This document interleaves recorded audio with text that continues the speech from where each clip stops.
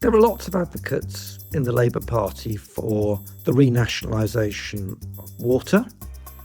Rail is, of course, being fully nationalised.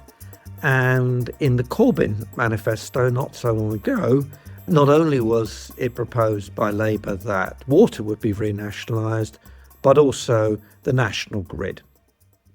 And with all the shenanigans about who can stand and who can't stand in the by-election in Manchester, all the out for manoeuvres, activities of Streeting and Rayner and so on, and the deep unpopularity of the Labour Party, it's not at all obvious that nationalisation has been dead and buried, and it isn't going to raise its head before the next election, and if not before the next election, in the manifestos at the next election.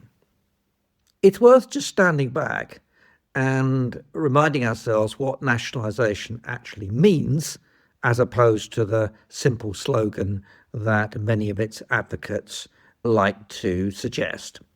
It isn't a return from greedy, nasty, capitalistic privatisation to public interested, perfectly efficient state direction at little or no cost to the customers and the voters. It's not that simple. And although it's true that, for example, in Europe, almost everyone has state-owned or regional-owned water companies, and electricity has always been somewhere in the networks between the state and the private sector, we are where we are, and we have to be realistic about what the transition from the state perspective would look like.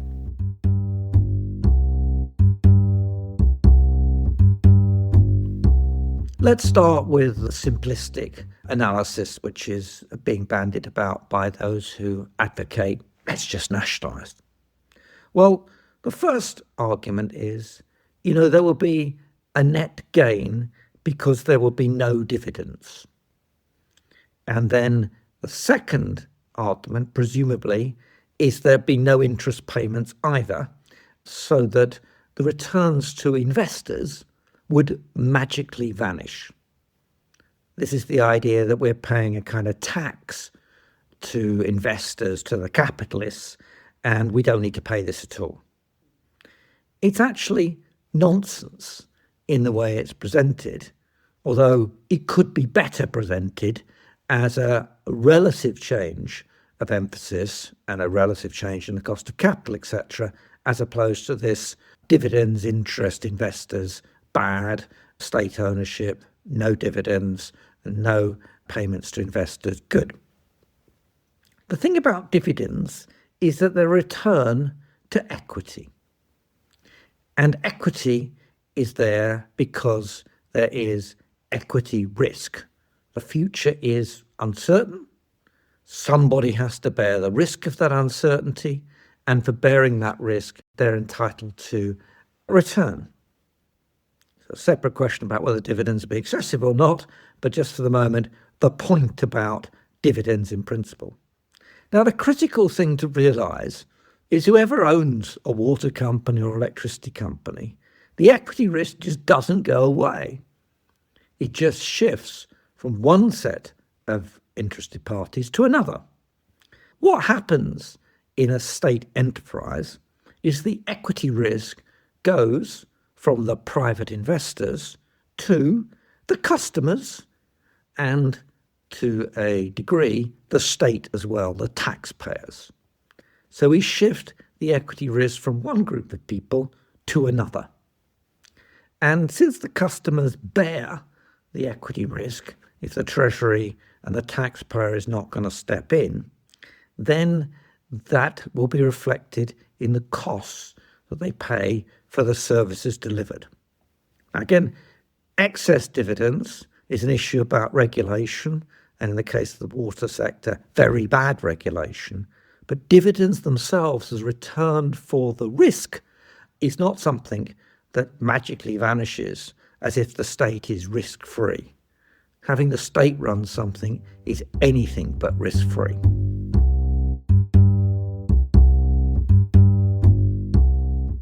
maybe we don't pay dividends. We have not for dividend companies. We shift the equity risk to the customers and the taxpayers. What about the interest payments? Now, the important thing to note about the water industry in particular is that nearly all the action is in the interest payments. And this neat distinction between interest and debt and equity is not quite what it seems. Who's making out well in the Thames shenanigans that are going on at the moment? Who's making profit and how are they making profit? Well, the answer is they're making the money out of the interest payments. And if you look when distressed debt players come into it, essentially debt becomes, because it's distressed, highly risky and therefore really equity. And indeed, in the Thames case, one of the proposals is to swap some of the debt for equity. So the question comes, if we nationalise these industries, will you and me have to pay the interest even if we're not paying the dividends? And is that interest in any way risky?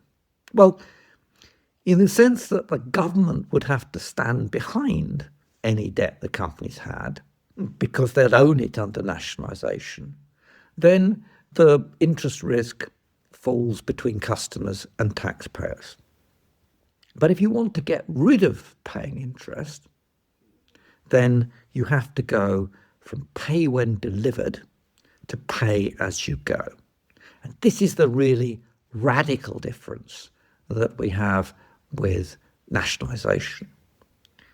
If you look back over the great nationalisation period from 45, 47, after the Second World War, right through to the end of the 1970s, the really interesting thing is that the great utilities in the public sector didn't borrow very much at all.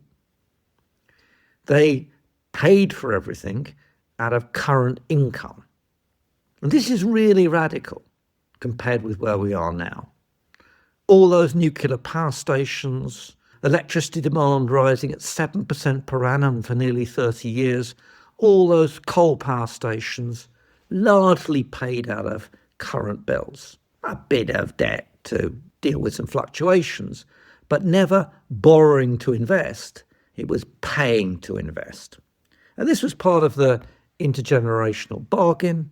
Each generation bequeathed to the next generation a set of assets good enough to continue to deliver the basic services that people wanted. Water out of the taps, their sewage cleaned up, and electricity when they turned the light switch on. What privatisation did, a real big difference between nationalisation and privatisation, is that privatisation went from pay as you go to pay when delivered. So the investments that were required to essentially maintain the services through time, the new power stations, the new reservoirs, if there'd been any, but there hasn't been any, and so on and so forth. These were paid for by borrowing, and then future customers would pay when these assets came on stream. And of course, the politics of that were really attractive in the mid-80s through to the 2000s, because that meant that the government could claim to be facilitating a major investment program across the utilities, and bills wouldn't go up now. And therefore, voters wouldn't notice that some future voter would have to pay for all this lot. Put aside there wasn't actually much investment, but we'll let that pass for a moment. The idea that nationalisation would mean no dividends and actually no interest payments leads to the proposition that nationalisation would necessarily involve in moving from pay when delivered, what we have now, to pay as you go, and increasing customer bills now, because we would have to pay to refurbish those assets through time and not pass it off to the kids and the next generation. And the equity risk would not go away. You and I would have to pay for that. Now, that's not necessarily a bad thing. And indeed, there is a big intergenerational argument to say we should be paying as we go for the investment. But it's important to remember that that is what nationalisation in practice really means now. Now, there are other ways of thinking about this problem which are linked. The government simply claims that if we nationalise water, it would cost 100 billion or some number, and this would go onto the government's balance sheet, and this would be more borrowing. It's really a good illustration of how silly national accounts actually are. Because, for example, if the government had to nationalise Thames, and it doesn't have to through special administration as an aside, but if you had to nationalise it, it would gain an asset, the regulatory asset base of Thames, worth about 20 billion, and it would have a liability, 20 billion, to be the other side of the balance sheet to the asset. As in 1947 and 1948, the state will be no better off or no worse off by the act of nationalisation. It's only because the national accounts are all cash in and cash out, and we measure borrowing, the state borrowing, deficits, and the debt to GDP ratios as a cash measurement, that we make this fundamental mistake between asset-backed borrowing and just consumption-based borrowing. And be in no doubt we're doing a hell of a lot of the latter, but the former is what is involved in switching one set of assets from one side to the other. From a balance sheet point of view, the state's accounts will be no better or no worse off. Of course, there would also be the extra liability if the equity risk transferred to the state rather than to customers, but in neither water nor electricity is that necessarily the case. So in practice, the numbers the Chancellor reports at the budget would look worse, but in principle, they wouldn't be if they just accounted for this stuff properly. The usual argument against nationalisation, that it's going to cost the government a lot of borrowing, is just, well, basically nonsense. That's not the point. The point is about the equity risk and the pay-as-you-go and immediate consequences to customers.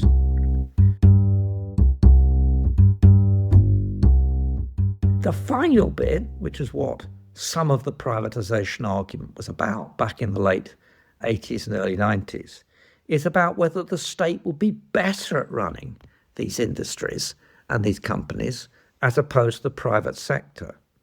Well, in the period from 1945-47 to 1970, the state definitely had capability and competence. It had experience of running industries, and indeed, in the late 40s, carried over from the war when the state was involved in basically running the British economy. That's not true anymore. Nobody, I think, seriously thinks the government has the capabilities, the skills, and the experience to make a good job of running a water company, let alone running the railways. And it is worth reminding ourselves that in the Great British Railways takeover of essentially the last bits, having absorbed Railtrack quite a long time ago, the last bits being the train operating companies, the results have been, in some sense, exactly what some people might have expected. There is no evidence that South West Trains or LNER are any better than the private operating companies, and indeed some evidence they're worse. But the real problem arises when the state uses the newly nationalised industries for its macroeconomic and political objectives. So what's the most important thing the government wants to tell us about the railways? Well, that it's frozen rail fares. Why? Because this is a great example of addressing the affordability crisis.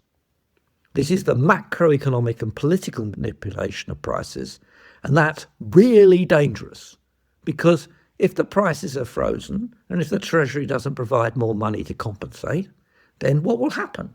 The services will degenerate. And what's required for those who advocate nationalisation is to explain why the bills will go up, how the equity risk will be handled, what will happen to the interest payments, and to explain why they will be more efficiently run by state bureaucrats, etc., than they are now. It would be nice to hear some answers, but I suspect we'll be waiting for a long time.